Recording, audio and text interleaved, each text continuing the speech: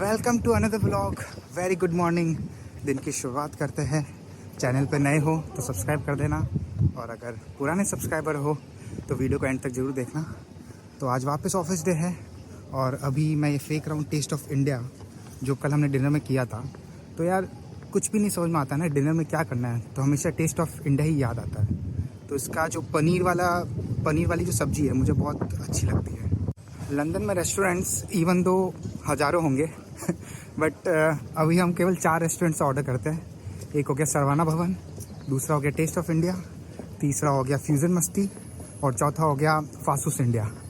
तो परीक्षा जब भी मुझसे क्वेश्चन पूछती है ना कहाँ से आज डिनर ऑर्डर करना है, मेरे दिमाग में इन चारों के अलावा कुछ आता ही नहीं है। आपका कुछ रिकमेंडेशन है कि आपने कुछ ट्राई किया और आपको अच्छा लगता हो तो मुझे बताना। 5 मिनट में मेरी ट्रेन आने वाली है। और यूके की अपडेट की बात करूँ तो अभी रिसेंट में अभी बजट अनाउंस हुआ है, जैसे इंडिया में भी हुआ होगा। तो मुझे क्विक इंसाइट्स मुझे पढ़नी है कि बजट में क्या है, और वो भी मैं आपके साथ शेयर करूँगा।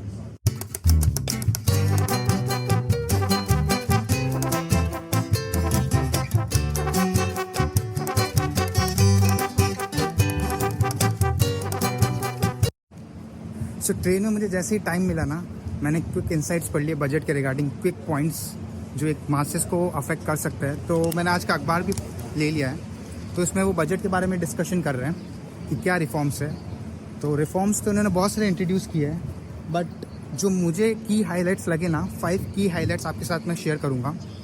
तो पहला की हाईलाइट है एनआई का, नेशनल इंश्योरेंस का।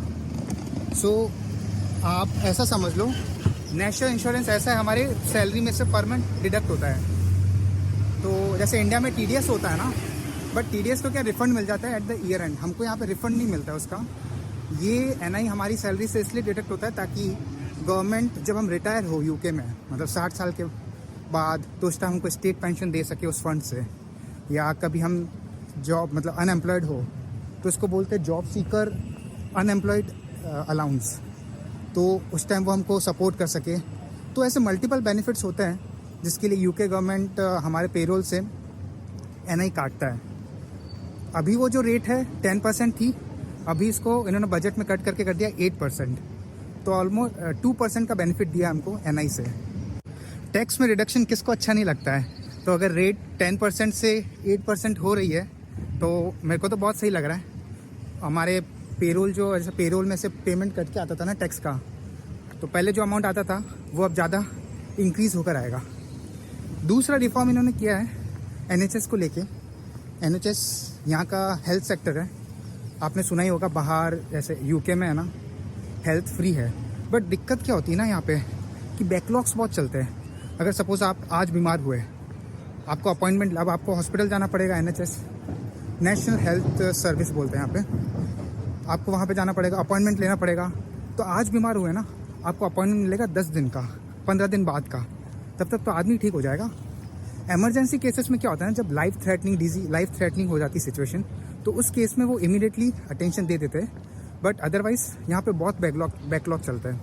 तो एनएचएस को रिफॉर्म करने के लिए इन्होंने कुछ मेजर्स लिए, ताकि क्या है कि उसको डिजिटाइज कर रहे हैं ताकि टाइम कम लगे। तो ये सब रिफॉर्म उन्होंने एनएचएस में लिया है। ऋषि सुनक का मेन कंसर्न है वेपिंग, जो बच्चे करते हैं उनका। मैं एक यूट्यूब शॉर्ट ही देख रहा था, वो एक स्कूल में गए थे और वहाँ पे बहुत सारे वेप्स लेके गए थे। अब वेप्स में एक प्राइमरी चीज़ क्या होती है ना, उनकी पैकिंग बहुत ही स्ट्रॉन्ग होती है। पैकिंग इतनी अट्रैक्टिव होती है ना, इतनी कलरफुल होती है। सिगरेट की आप पैकिंग देखो इतनी डल रहती है, और एक वेप की आप पैकिंग देखना यहाँ पे बहुत कलरफुल रहती है।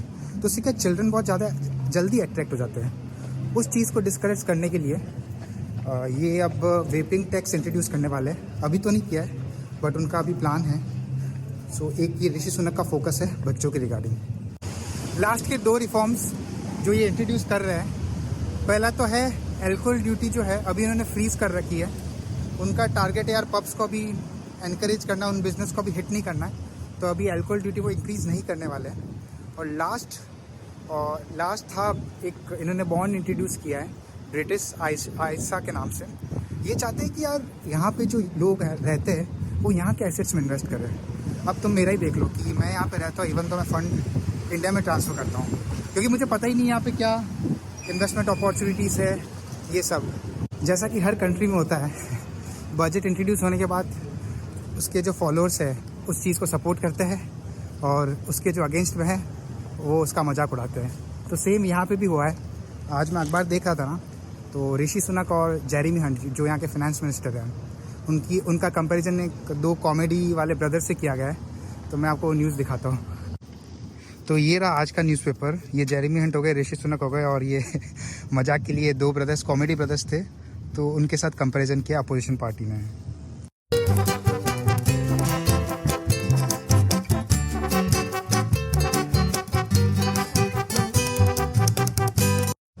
फाइनली मैंने लंच कर लिया है, 2:30 बजे अभी, और मैं नीचे आया हूँ धूप सेकने के लिए और वॉक करने के लिए।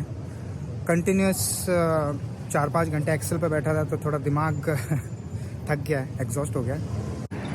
लिंक्डइन वगैरह मुझे मैसेजेस आते हैं कि आदित्य हमें यूके आना है, लंदन आना है, तो क्या कर सकते हैं, कैसे आ सकते हैं। तो यार इसका मैं अगर जवाब दूं कि मैं अपनी फील्ड का जवाब दे सकता हूं। सो मैं ऑडिट में हूं ना, तो ऑडिट में आपको बता सकता हूं कि अराउंड 3 इयर्स का एक्सपीरियंस चाहिए ऑडिट फर्म में। अगर कोई से भी कंट्री हो वहाँ जहाँ से, तो 3 इयर्स का मिनिमम एक्सपीरियंस मांगते हैं एक अच्छी रेप्यूटेड MNC फर्म से। और दूसरा, अभी हायरिंग इतना ज़्यादा अभी हो नहीं रहा है, हायरिंग रेस्ट्रिक्ट हो गया। उसका रीज़न ये है कि यूके गवर्नमेंट अभी इमिग्रेंट्स को थोड़ा, मतलब वो जो रिफॉर्म्स ला रही है ना, तो इमिग्रेंट सपोर्टिव नहीं है। वो प्रेफर करती है कि यार लोकल जो यहाँ के लोकलाइट्स है उनको कंपनी से रिक्रूट करें। तीसरा जो चीज़ है यहाँ पे, एक स्पॉन्सरशिप का बहुत बड़ा पंगा होता है। स्पॉन्सरशिप क्या होती है ना कि समथिंग आप ऐसा समझ लो कि कोई कंपनी आपको यहाँ पे बुला रही है यूके में, तो वो आपको गारंटी, गवर्नमेंट को गारंटी देगी कि ये बंदा मेरे बेसिस पे आ रहा है, मेरी गारंटी पे आ रहा है, कुछ भी होगा तो मैं रिस्पॉन्सिबल हूँ, है ना। तो this is kind of sponsorship. तो उस कंपनी को लाइसेंस लेना होता है और कुछ अमाउंट पे करना पड़ता है पर ईयर। तो एक स्पॉन्सरशिप अब कंपनीज बहुत कम दे रही है। तो ये 3 फैक्टर्स है मैंने आपको जो बताया हायरिंग के बारे में मेरी फील्ड में। सो कल मैं घर जो है ना कैब से गया था ऑफिस से, और कैब ड्राइवर से मेरी बात हुई ऐसी यूजुअल, तो बता रहा था यहाँ की यूके गवर्नमेंट आजकल इलेक्ट्रिक कार्स को ज़्यादा प्रमोट कर रही है। तो आप सेंट्रल लंदन में आओगे ना, एक नया चार्ज लगाता है ये, कंजेशन चार्ज। अगर उस रोड पे जा रहे हो सुबह 7 से 6 बजे के बीच में, सुबह 7 से शाम के 6 बजे के बीच में अगर आप उस रोड पे जा रहे हो तो आपको कंजेशन चार्ज देना पड़ता है। और अगर आपकी इलेक्ट्रिक कार है ना, तो वो आपको चार्ज वेव ऑफ हो जाएगा। दूसरी चीज़ वो जो मुझे बता रहा था ना कि यहाँ पे हॉर्न है ना इतना यूज़ नहीं करते, मतलब इमरजेंसी सिचुएशन या बहुत रेयर सिचुएशंस में यूज़ करते। जैसे कल क्या होता, मैं जब कैब से जा रहा था ना, तो कोई बंदा बीच रोड में खड़ा हो गया, तो उस टाइम उसने हॉर्न यूज़ किया।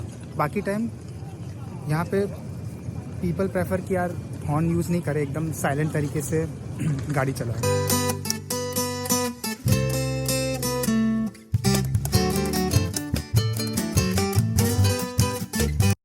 It's cappuccino time guys.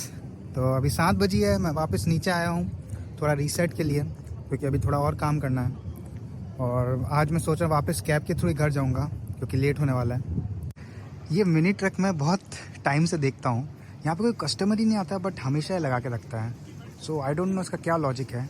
Donuts बनाता है और लिखा हुआ तो है हैंडमेड डोनट्स फ्रेश एवरीडे। सो अभी 9:30 बजी है रात के, और अब मैं निकल रहा हूँ ऑफिस से। अभी कैब भी मैंने बुक कर दी है, अराउंड 1 मिनट में आ जाएगी यहाँ पे।